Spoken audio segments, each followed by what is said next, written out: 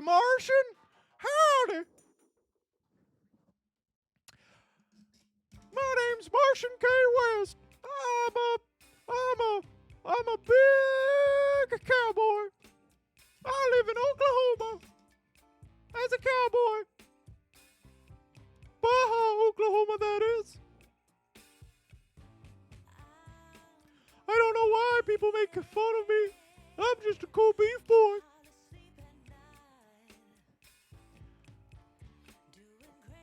Damn. Damn is what I have to say.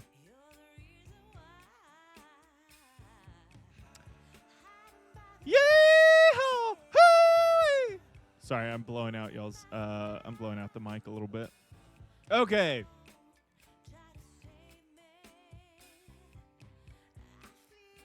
What was I gonna talk about next? I had we're gonna do a little chat time. This is welcome to my new idea. We're gonna do this every once in a while. I made a slideshow. It's chat time, yo. All right, here are the things we're gonna talk about. We're gonna talk about Edge of Eternity spoilers. We're gonna talk about oops, wrong thing. We're gonna talk about Edge of Eternities is the new MTG set.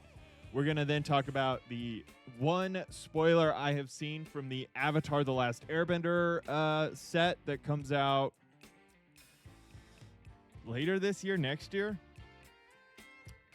There is evidently an MTG movie. We have talked about it a little bit. I'm gonna give you guys an update. I want to talk about the Minecraft movie. I watched it last night. I have thoughts. I also this weekend watched a K-pop movie that I want to talk about because I think everyone should know about it and watch it. And finally, we're going to look at the games we're playing currently and ask for suggestions of other games maybe we should look at or replace with, etc. All right. Edge of Eternities is the next set coming out in Magic the Gathering. I believe it is a new plane that we have never visited. It's space magic. I think it looks really cool. The Eternities cards that we have seen are pretty neat. But this is a regular MTG set. This is not a set like what just came out, Final Fantasy, which is like a Universes Beyond. There's lots of Universes Beyond sets that have come out. There's that's the one I meant to put in here. Spider-Man. Spider-Man Universes Beyond is a set coming out in a few months. Like I said, there's an Avatar: The Last Airbender Universes Beyond set. They're doing a lot of Universes Beyond sets, but they're still doing like 3 or 4 main Magic sets each year. Edge of Eternities is the upcoming one. So I think this art looks freaking fantastic. These are not basic lands. These are our tap lands. So they're akin to like a dual land. But as you can see, these are more like shock lands, I guess. Are these? I wonder if these are truly considered shock lands. Shocklands were pretty big. What was that set that had the first ones? But like you pay life and you instantly get mana. So these must be considered shocklands to some degree because you pay 2 life. This doesn't enter tapped. It can tap for 2 different lands or mana types. I think these are cool. I mean, the art on these things look gorgeous. These aren't even my favorite ones. These were the ones I was kind of thinking that were a little more basic, but I forgot that these are shock lands or tap lands, and I think they're fucking cool. Next up, Muda Vault. This is look at the art on this thing. I wish I could easily move my camera. Can I? Oh, I can. I forgot I set this one up correctly. We're going to move right here for a second. Muda Vault. is a new land. Add a colorless. This land becomes a 2/2 creature with all creature types until end of turn. It's still land.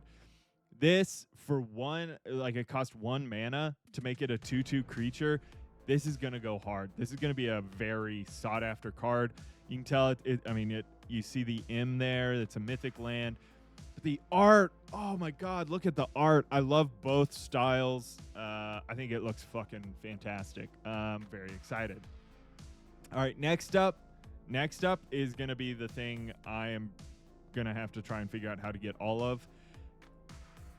They have fucking full art galaxy foil lands. Now, it's hard to, I couldn't get like a good picture of the galaxy foil version, but these are the new full art lands for the set, and holy heavenly shit.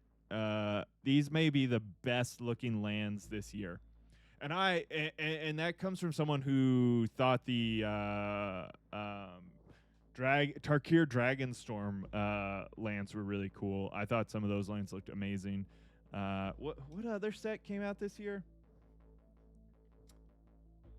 Have I thrown all the boxes away? What other set came out this year? Foundations. Foundations had some good stuff. Was that this year? Anyways, it's all running together.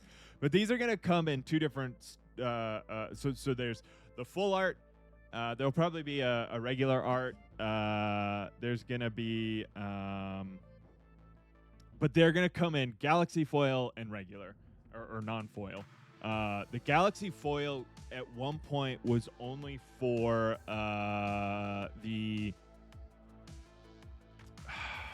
unsets. There were like these kind of funny sets that Magic brought out, and they were meant to be drafted and just have a good time, and they could come with Galaxy Foil lands, and they've always been pretty sought after. I have like 2 or 3.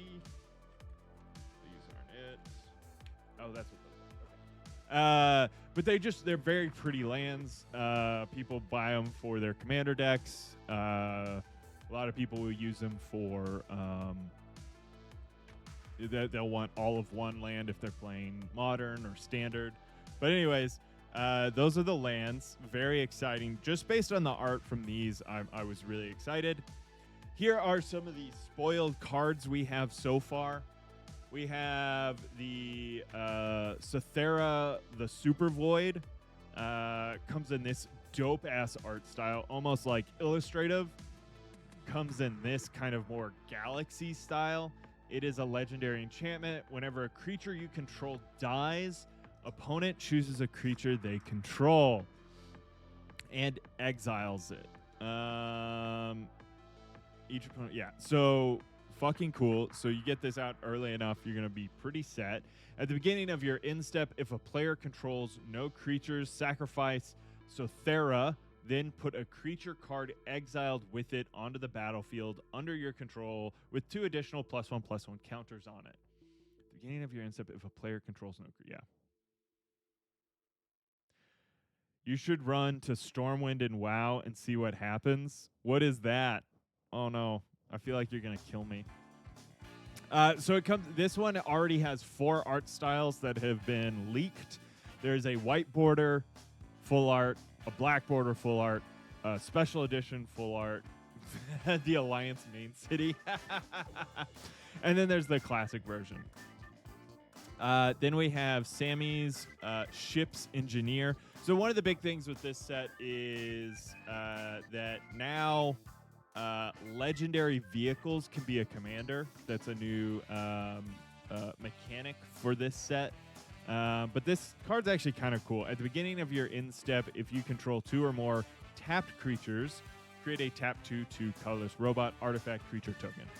So as long as you keep putting things out and attacking, you're getting a card out there to at least defend. I think that's going to be pretty cool. I think you could easily build like a commander just around Sammy.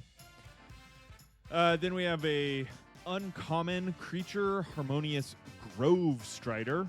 It's got Ward 2. This creature's power and toughness are each equal to the number of lands you control. This creature's power and toughness are each equal to the number of lands. Yeah. So nice classic green card. Then we have a new Tezzeret, the Cruel Captain. I like Tezzeret. He's cool looking. Whenever an artifact you control enters, put a loyalty counter on Tezzeret. Untap that target artifact or creature. If it's an artifact creature, put a +1/+1 counter on it. Search your library for an artifact card with mana value 1 or less. Reveal it. Put it into your hand. Then shuffle. And then for -7 loyalty, you get an emblem with, at the beginning of combat on your turn, put 3 +1/+1 counters on target artifact you control. If it's not a creature, it becomes a 0/0 robot artifact creature. I really want Tezzeret Cruel Captain. I've been building this kind of artifact weird deck that's all about tapping and untapping cards as fast as possible to win. It's with the Millennium Calendar. This would go hard. All right, then this one I feel like has been spoiled quite a bit. This is like the card that they announced the change to, that legendary artifact or legendary vehicles can be commanders. When the Sirima enters, search your library for a legendary creature card, reveal it, put it into your hand, then shuffle. I don't know what station is yet. It has flying. I don't know. I truly don't know much about this card. 7+ other tapped legendary creatures you control have indestructible. It's kind of cool. And the final one is Tanuk Memorial Ensign. It has landfall. Whenever a land you control enters, Tanuk deals 1 damage to each opponent. If this is the second time this ability has resolved this turn, draw a card. So these are the ones I could find quickly. There's been a couple others because there was another tap-untap card that was spoiled during this set that's really exciting. I'm pretty cool. I'm pretty excited about this set. This set's I think it's gonna be fun. Now, I have been excited about some other sets that have turned out to be bullshit, such as Aether Drift. I thought Aether Drift was gonna be fun, and it kind of sucked. So we'll see. We'll see. All right, next up, Avatar: The Last Airbender. The only spoiler I have seen so far is Avatar Aang, which is a card that will flip. Yeah, do a game of Commander. I'll be ready to go here in a few minutes for some Fortnite if you're still down, Rasmus. Okay, so I'm kind of excited. This is a rainbow deck card, which is pretty exciting. Mythic. I think the art looks pretty dope. It's got a galaxy foil to it. It has flying, firebending 2. Don't know what that does yet. Whenever you waterbend, earthbend, firebend, or airbend, draw a card. Then if you've done all 4 this turn, transform Avatar Aang. That's cool. Flying spells you cast cost 1 color less. To cast at the beginning of each upkeep, you may transform Aang, Master of the Elements. If you do, you gain 4 life. Draw 4 cards, put 4 +1/+1 counters on him, and he deals 4 damage to each opponent.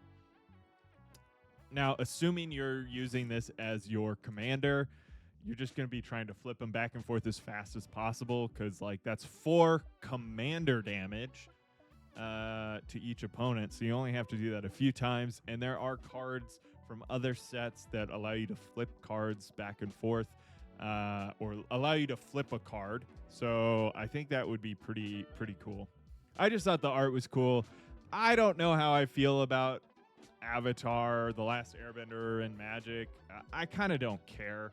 I know a lot of people have like pretty hard and fast opinions about like Universes Beyond and what's that doing to the state of the Magic the Gathering community, but I just don't understand it, you know? If it's fun and it's for you, cool. If it's not your thing, like, you don't have to play those cards. Now, this is a new card. Final Fantasy had a bunch of new cards. that's where I think that's where people actually get upset when it's like, well, I've got to play this card because it's for the meta and it's the thing that's going to win me games. And it's like, yeah, but like, is that the only reason you're playing? Like, I get that is the point of the game and it's fun to win. But like most of the time, I just like to play fun cards. And like my puppy dog deck, surprisingly strong. But the point of my puppy dog deck is that it's full of puppy dogs. And that's what I cared about more than anything, is that almost every card in that deck has a puppy dog on it. Like, I didn't care at all that it would win games. It was mostly because I thought it would make people not want to attack me, and so I could play a bunch of puppy dogs. My Millennium Calendar deck that I'm working on is dumb as shit. It will never win a game. I guarantee you, because I'm going group hug Millennium Calendar.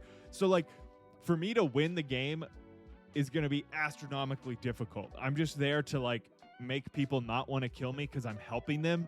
But in turn, they don't realize that I'm trying to win the game in this other weird way, right? Like that's the whole fucking point about that deck to me. And yeah, I don't know. I mean, for me, that's what Magic is. And everyone has their own thing. Like some people love standard or modern, and they love fast, hard-playing games where it's super competitive. But for me, one, I just enjoy hanging out with people and playing games. And then two, it's mostly for me to show some dumb idea I had, right? Like that's what it is. It's a super fun game. I love playing Magic.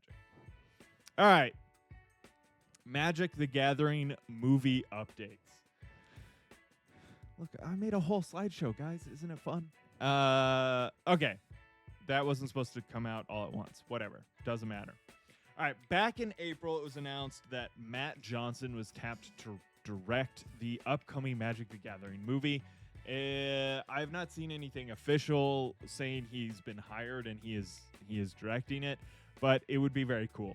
Matt Johnson did this great movie called Blackberry, which was, in my opinion, a sleeper hit from 2023. So not last year, but the year before. If y'all have not seen Blackberry, please go watch it. It is hilarious. It is heartbreaking. And just like the audacity of this Canadian company, Blackberry, that like thought they would rule the mobile phone market forever is such an interesting story. It's like literally full of pitfalls of like what not to do, but also like the craziness of how they were ahead of the game for so long. I don't know if y'all remember the BlackBerry Storm. It was their touchscreen phone, and it came out so late. And I remember that people being like, oh, fuck the iPhone, I'm getting the BlackBerry Storm. And it just like never came out. And then it came out, and it was a piece of shit. It was very funny to me. But it is super interesting. Glenn Howerton is fucking fantastic in it. He plays like one of the lead characters. Matt Johnson himself is in the movie. They shot it super kind of guerrilla style, low budget, which I think really works for the movie. Glenn Howerton, how you know that name is he's from Always Sunny. He plays Dennis. And it's very surprising to see him in that role. It's very cool. Super funny. Please go watch it. It's a great movie. But yesterday, it was announced that Noah Gardner and Aidan Fitzgerald would write the movie. That is official. That was on Deadline. It was on a lot of other publications. Interesting to me. I'm not sure. They don't really have much of a track record. They wrote one movie. I didn't recognize it. But they've been attached and written or wrote a few movies that are in development, stuck in development, or were just dead in the water. One being there was going to be a new Power Rangers movie. They were not going to direct it. Someone else was going to direct it. I should have written that. I should have noted that. They were going to do an Aquaman spinoff at Warner Brothers called The Trench. Kind of glad that didn't happen. That Aquaman movie was bad. And then they wrote a movie called The Patient for Maximum Effort, which is Ryan Reynolds' company. So it's odd that they're hiring like these unknowns are relative unknowns, but in reality, if they've written all these movies and have been attached to different projects, they've been around for a while. Not in a bad way, but like people must really like what they're doing and writing, even though Power Rangers movie was poopy buttholes.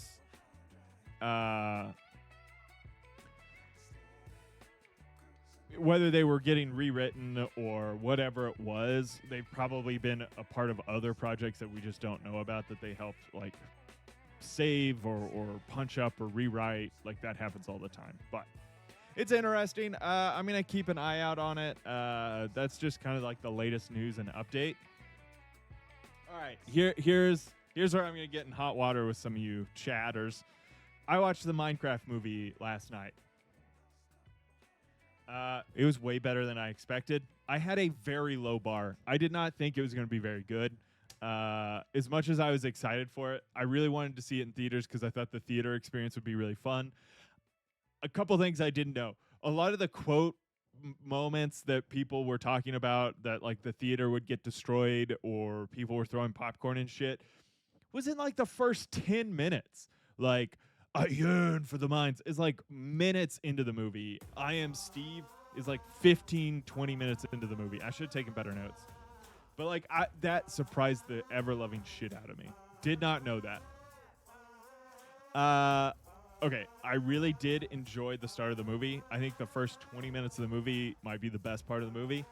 And I honestly did not realize it was directed by Jared Hess. Why you know the name Jared Hess? He directed Napoleon Dynamite, Nacho Libre, Thelma the Unicorn, Gentleman Broncos.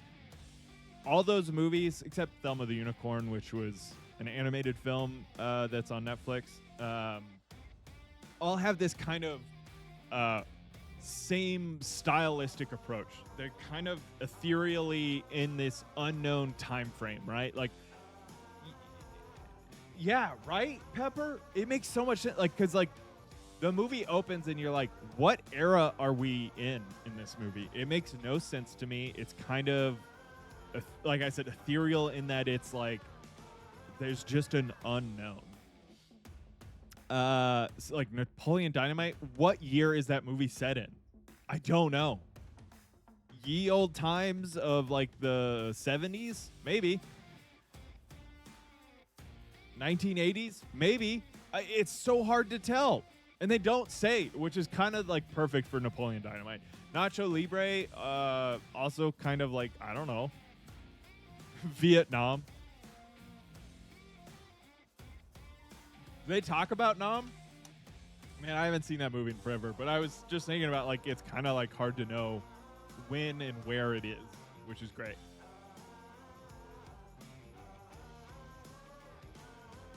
Yeah, that could be true. But yeah, so I did not know it was directed by Jared Hess, which I found interesting. I was genuinely surprised and adored these two. I'm never necessarily surprised that I love Jack Black, but I was surprised that I liked Jason Momoa so much with Jack Black. The two of them together was quite fun. It was fantastic. They were adorable together. It was kind of fascinating and fun to me. Okay, now I'm gonna get into trouble. It was a simpler time, a better time. Okay, I enjoy that they did not take it too seriously, but it does kind of just fall apart in the back half of the movie. This is where I'm gonna get in trouble with I feel like chat, because back half of the movie, not very good. Like, literally, after I think the first 20, 30 minutes, it becomes just, hey, Jack Black, just do a little skadoosh. And maybe in this next scene, we'll have you do a jingle, and we'll figure it out in post later. And then they'd be like, oh, yeah, hey, Jason Momoa, you're in this scene, too. Jack did a little skadoosh thing. We're just going to play back that audio. Kind of do the same thing again, but like your style of it. That's literally what the movie became. Was Jack Black said a line, and then Jason Momoa says the line again, but in his way, and it worked. Like, it kind of worked, but that's the whole fucking movie after like 30 minutes. It's funny that it appears. Yeah, this is. I was just reading it. I was fine with that dynamic, but it does not move the story along very well. Like, you needed other characters to do something. But anyways, I also found it hilarious, and it started forcing me to ask the question, did they shoot the entire movie with each actor individually?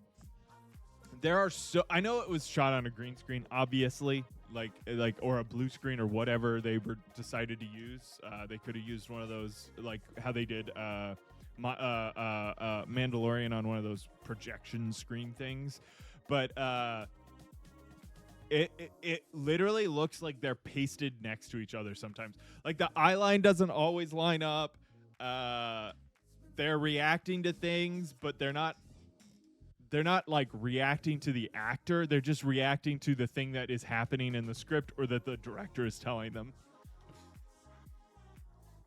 Okay, the other thing that really started to hit for me was, based on the first 20-30 minutes, there is like this very endearing old school animated movie feel to it, where there are like obviously jokes for kids. Like, there's one of the characters is a realtor, but they also have a mobile zoo business. Funny. Kids are going to love that shit because there's a llama sticking out its head out the door or window, and it's really funny. And then there's like a really dark joke for adults about how, like, I can't make ends meet just as a realtor, or whatever the joke is. Like, what's her face is in the movie? Oh my God, from Legally Blonde. What's her name? Oh my God, why didn't I write this down? I knew I wanted to talk about this. She's in those MasterCard commercials now. Anyways, her storyline is like she meets a villager, falls in love, and marries him, and like her whole storyline is super dark and weird. All this to say that there is definitely 2 or 3 other versions of this movie on the cutting room floor. The tone shifts a lot. It becomes this like very kid-centric action adventure movie, which is fine. But like the first 30 minutes promises this like kind of classic film for kids and adults. And I think something happened. I think either this is, now I'm just talking out of pocket because I know like I've been on the other side of these things, and you know sometimes you get weird notes from execs. An actor isn't very good, and so you just have to change the movie just to get it over the finish line. That happens all the fucking time. A lot of bad movies happen because either the script wasn't finished when they decided they needed to start filming to hit a arbitrary release date that the studio is literally setting, right? Like, who gives a shit? Like, move the fucking release date. Or the studio wants X person cast, they suck, you can't replace them because they've got this crazy good deal and you can't do anything about it. Or you're forced to keep that actor because the cross promotion is too good. It happens a lot. I just think like they had such a promisingly funny movie in the beginning, and then it starts to fall apart where like a lot of that heart and comedy disappears, and it's just like point A, point B, point A, point B, point A, point B. Anyways, and then this is where I get canceled. Kid actors are a gamble. Spielberg was kind of known for having a backup kid just in case the first one didn't work out. Like, in case the kid got scared in front of the camera, he'd have like 2 or 3 other kids ready to go to jump in so he could still make his shooting schedule. And there was for sure a character whose only job was to look at something off camera and wonder. Like, they just kept doing cutaways to this character where they were like, It got very annoying to me. And I think that might be part of the reason the movie had to shift tonally and shift to this other thing, is that they just didn't know what to do suddenly. I also think oops, we're not ready for this yet, but I don't know how to go backward. Oh, there we go. I don't necessarily all blame it on like maybe some of the actors not being as strong. I also blame maybe Jared Hess couldn't figure it out. I blame like studio notes, exec notes, maybe Mojang, right there, the studio that made Minecraft, didn't want a certain look or didn't want certain things that like directly attached. What about the keys? How do I reach these keys? I don't know. It just was interesting to me. Because Minecraft's all about building and creating, which they definitely were like trying to push, but like they were also trying to tell this story. I just think it got so convoluted, and I genuinely say I liked the movie. It was fun. I probably won't ever watch it. I might watch the first 30 minutes again. I don't need to watch anything else though. It just becomes this like very plot-driven thing versus like anything about the characters, and I think that became the real bummer for me. But like I said, I loved these two together. Fucking Jason Momoa and Jack Black. They should do a fucking movie with just them two. That would be great. It kind of reminded me of Jumanji. Like, Jack Black is the best part of Jumanji. Him, Kevin Hart,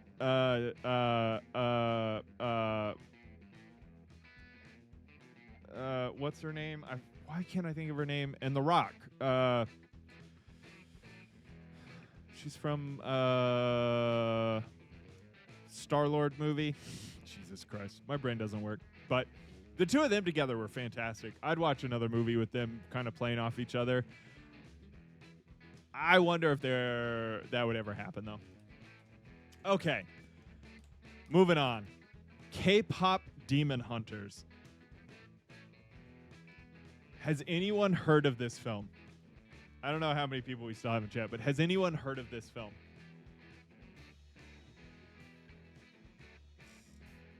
Yeah, hold on. Yeah, let's go back to Minecraft for a second. The main character who is supposed to be the you in Minecraft, his whole arc is he's some sort of genius prodigy. He wants to be a rocket scientist. He wants to share his creativity. I think his goal ends up being, I want to be creative and share my creativity, and he like starts to second guess if he can be a creative person or not. But that gets totally lost. And like there is no plot for him. Like there's no character motivation for him other than it doesn't work. It didn't work. My guess is they had to rewrite some stuff, and that's why it makes very little sense in the end for him. Okay, K-pop Demon Hunters. All right, Pepper says no. If y'all... okay, I'll be honest here. Oops. No, I didn't think anyone has heard of this movie. I knew about this movie because it's on Netflix. It was being made when I worked at Netflix like 5 fucking years ago. 20 years ago when I worked at Netflix. They had just started up this movie. My wife knew about the movie, went to screenings of the movie. Well, had seen parts of this movie because they screen segments of movies for the studio to get notes and all that stuff.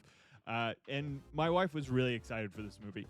I thought this was a dumb fucking idea for a movie. I don't like K-pop because I think the industry is disgusting. The way they treat their artists is horrifying to me. It's like usually one of like 5 producers or companies that own, and they literally almost own the person. It's crazy.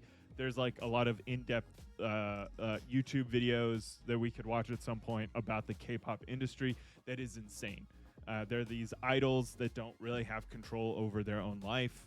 Fans think they own them as well. It becomes this very parasocial relationship. It's crazy. I thought this was a dumb movie because I didn't think K-pop was like super big anymore. I kind of thought it was, how do I say, like the movement had been lost, so to speak. However, I think my take on that is wrong because I just don't love K-pop like everyone else in the world does. Yeah, I didn't think it was gonna be very good. Boy, was I fucking wrong. It is a bop. Go, please watch this movie. This movie, one, support animation and Netflix animation by watching every Netflix animated movie, even if it's bad. But give this one a double thumbs up after you watch it because it's really fucking good. And I say that for very biased, selfish reasons because I want my wife to keep making stuff at Netflix because they support us. It almost makes me want to change my opinion on K-pop. But like I just said, the way they treat the industry is and the way they treat their artists is so weird. They'll like just replace someone and like try not to tell anyone. Or they retire them and get a new person. It's so weird to me, the K-pop world. Like I said, please go watch this. It has amazing songs in the movie. Like there are some amazing fucking songs. Like it's so cool. I have listened to the songs since watching the movie this weekend. The songs are very like exciting or have a really good beat. It's super cool. Okay, now here is a slight disclaimer.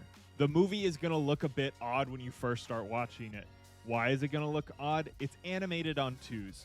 What does that mean? That means they're doing second frames versus first frames. I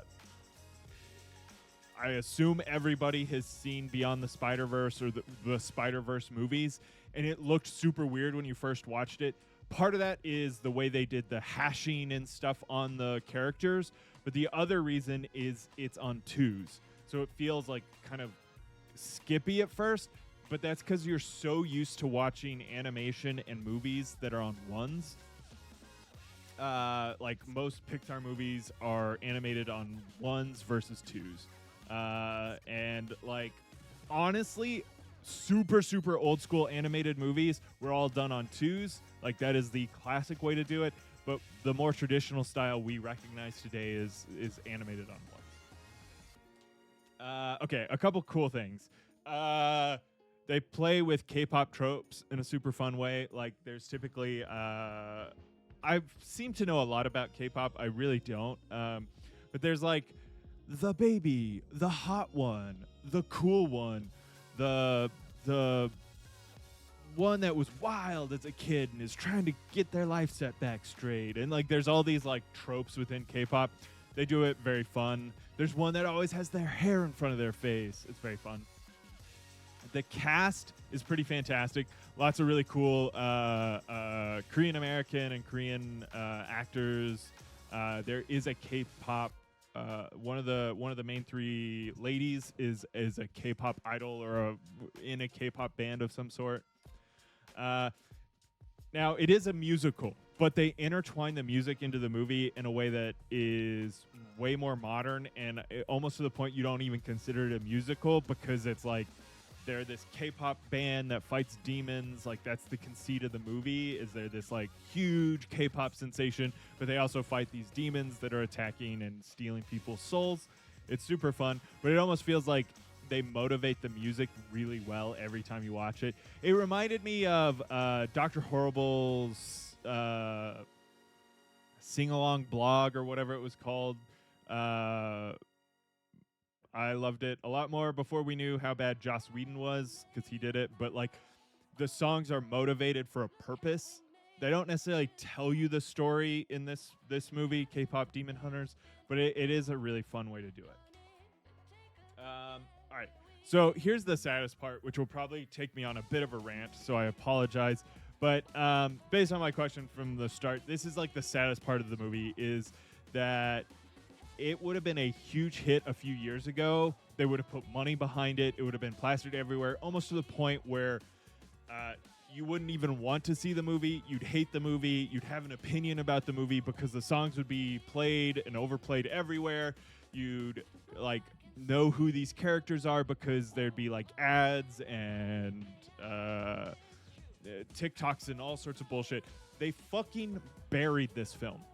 Nobody knows it came out. Nobody even knew it was coming out unless you were like hardcore in the animation industry. That's the only reason I feel like you would know about it.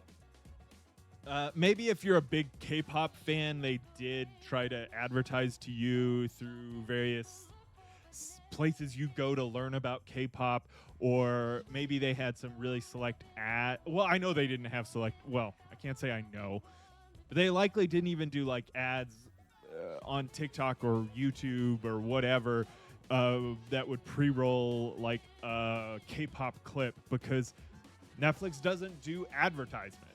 Like, I think that is, I was just ranting about this with another friend, and Netflix used to be. No, I haven't. What's up, dog? Now I'm just going to rant for a minute, and I apologize, but I don't apologize either. I don't care. At one point, Netflix could get away with not advertising. One, they didn't release a million things every week. Two, they were the only fucking streaming service out there at the time. Maybe they were competing with HBO. Maybe they were competing a little bit with Hulu. But Hulu, oh God, no, please don't. Hulu, for the longest time, didn't do original programming. Their only point was to facilitate the like 3 big networks that like the next like 1 week later, their episode from last week would come out on the service. That was what Hulu. I don't know if y'all remember. Hulu started as a joint venture between NBC, ABC, and Fox. It was a joint venture, all owned like 30% of it. Essentially, it was essentially what it was. So you'd go there, you could watch the latest episode of The Office 1 week later. Then Disney bought Fox, owned ABC already, so now they own 60%. NBC sold their 30% to them, and now you have to go to Peacock to watch your NBC show. Now there's like 8 fucking streaming services you got to subscribe to, right? Like, it's I'm not like complaining about anything more people have already other people have already ranted about like too many streaming services. I don't know if I fully agree with that, but like it is just now we're all individually making our own cable package, right? Which means Netflix can't keep fucking doing what they're doing. And you know what is the worst part? Everyone's taking the Netflix approach. They're just like kind of not advertising. They're not saying like something's coming out. They're like, they'll find it if they want it. And it's like, well, no, I can't find it if your algorithm doesn't tell me it fucking exists. The algorithm itself is a self-fulfilling prophecy of doom. And you know how I know Netflix knows this and how I know Disney knows they need to advertise? Is Netflix is advertising the ever-loving fuck out of Stranger Things season whatever. They're advertising the ever-loving shit out of... What's another big Netflix show? They advertise the shit out of Drive to Survive when the new season comes out. They advertise... what's the other one? Wednesday. They're advertising... They, like, make big moments out of these new shows that have a huge fan base that arguably is not where you need to spend the fucking money. And same with, like, okay, so Disney advertised the crap out of the new season of Andor. They advertised the crap out of the new season of Mandalorian. They advertise, like, the new season of something, but they don't necessarily put the same effort or money into a new show because they don't think there's no guarantee it's going to work. And I think that's so dumb. Like, I get... Maybe you are worried that this show might not, like, X show might not work. It might not make money. So you want to, I understand from a business perspective that you want to bet on sure things. That's what we were talking about at the start of the stream. Like, only gamble when you know you're gonna win, right? Gambling's bad, and so like instead of doing what they used to do, which is like, fuck it, we need this movie to be a success, we need this TV show to be a success, we're gonna slam it down everybody's throats. You're not gonna be able to go 20 minutes without hearing about the new Star Wars movie or the new whatever. You're just gonna have to embrace it. And you're going to have to be excited about it, because if you're not excited about it, you're going to live in a world where you hate everything all the time. And now, instead, they just sit there and they're like, well, we'll throw it on service. If it gets enough word of mouth and it organically gets a lot of viewership, then we'll think about advertising season 2 or the sequel movie or the whatever. It's so fucking stupid. Honestly, it's like a lot smarter people have talked about this, because I listen to and read a lot of like industry stuff about entertainment and streaming services and the way they approach things. And what streaming has brought to Hollywood was this idea of like running it even more like a business, but not even just a business. It was running it like a tech business. Tech business is a lot of stripping it down to the fewest people working as possible, jacking up your prices, jacking up output, but not necessarily pushing like or listening to what viewers or people want necessarily. It's the techification of Hollywood has like really hurt, I think, the industry. Now, I do think there was obviously like space for it, because like Netflix was a huge success. They've had hugely successful shows. But like when Netflix first dropped their streaming service, started doing original content, they were taking huge risks. They were taking way bigger risks. They were trying to be HBO. And I think that really worked for them. Then they brought in new people, new leadership as they were progressing, as they were growing. And a lot of that newer leadership was in the side of like more content means we're facilitating our users. They don't even think of us as like viewers. We're already members to them. It's like, how do we retain their subscription fee? And if we just keep shelling content out like slop, they're gonna keep their membership, because there will always be something new to watch. But they've kind of realized that was the wrong way to think about it. And I think I don't necessarily want them to make less, but I want them to actually support the things they're fucking making. I'd even take like a slight downturn for them to actually choose the thing they want to make, and that the execs, that the studio is actually backing the project that they fucking buy. That was what gets me. Is like, this movie, K-pop Demon Hunters, should have been a blowout summer hit animated film. It really should have been. And I don't think anyone's gonna fucking see it. And I'm extra passionate because I know like some movies, and I have friends who were on these movies, wrote some of these movies, made some of these movies or shows that no one's ever gonna see. And that's like where this passion really comes from. I don't think K-pop Demon Hunters is perfect by any means, but it is one of the best Netflix movies I've seen in a long time.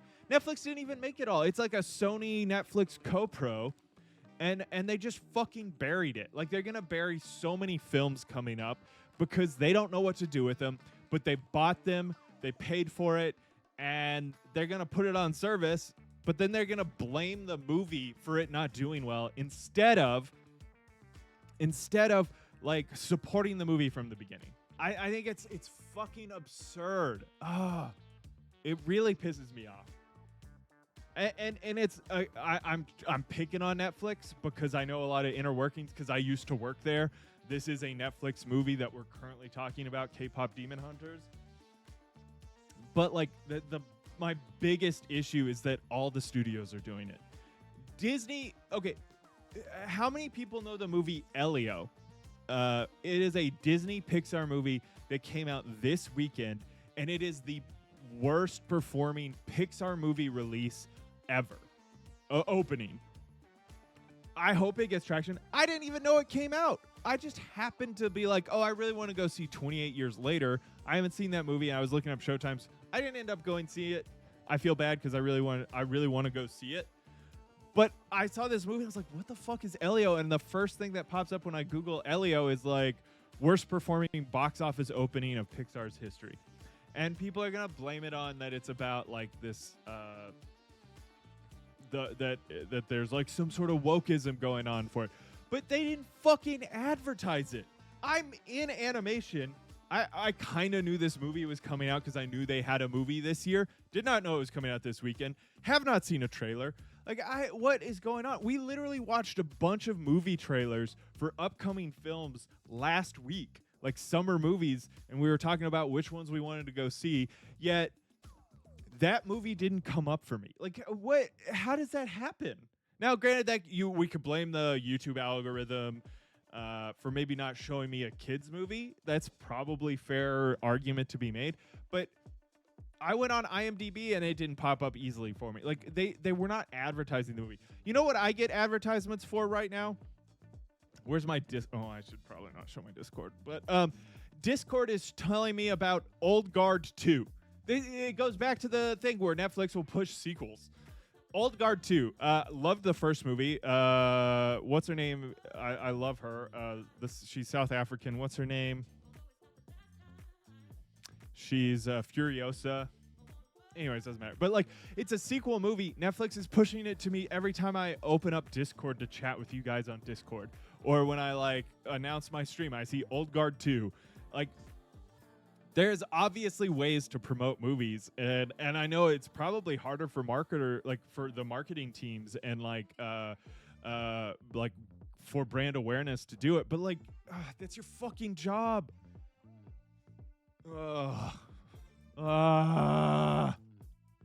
It pisses me off. All right, it pisses me off. I feel like I've ranted about animation in the entertainment industry like once a week for like the last month, and I apologize. It is something I'm very passionate about. I love entertainment. I love movies and TV. It's my thing. Charlize Theron. Yes, she's hot. I love her. I'm in love with her. Don't tell Daisy. She knows. I think Daisy's more in love with her. I thought Old Guard, the first movie, was fucking fantastic. It's fun. It's dumb. It's a great little action film. It doesn't doesn't need to be super smart, but it's fun. Love it. I'm glad they're making a sequel. I assume it's based off of a comic book or a book or something, but it's cool. R.E.P.O. Go. White House mission. Go. Go. Patrol. Go. Falcon. Go. UNC. Go. Go. Surgeon.